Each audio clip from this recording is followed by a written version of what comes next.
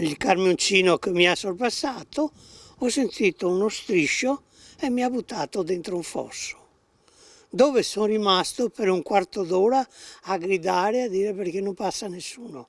Ecco, finché una signora di una sensibilità unica si è fermata, mi ha detto: ma cosa è successo?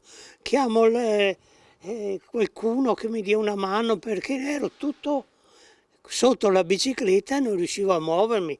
Vivo per miracolo è ancora sotto shock Renzo Di Francesco, pensionato settantenne di Marghera, travolto nei giorni scorsi da un furgone pirata mentre ristella la sua bici lungo la vicina Villabona, dove ci accompagna sempre inforcando la bicicletta, tutta sgangherata dopo l'incidente. Dove è successo il fatto, Renzo? Qui dentro, qui.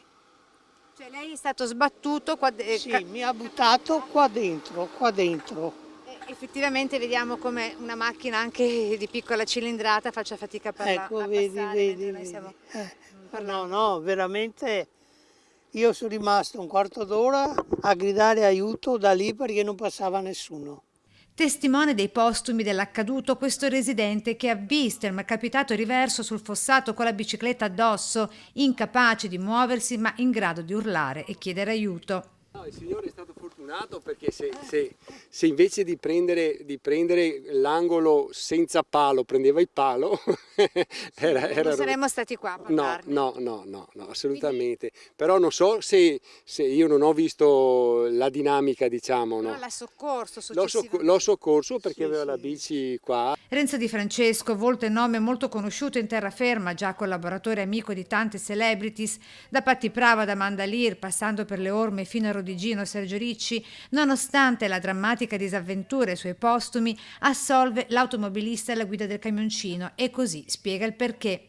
Ma non se n'è accorto perché, visto e considerato che la guida è sulla sinistra, si vede che altrimenti si avrebbe pensato. Penso si sarebbe fermato, diciamo. Diciamo che ce l'auguriamo, non lo sappiamo. Parliamo di gente onesta, no?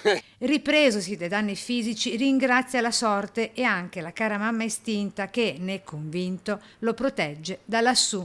Miracolo, perché se io batto la testa lì, ciao. Ecco.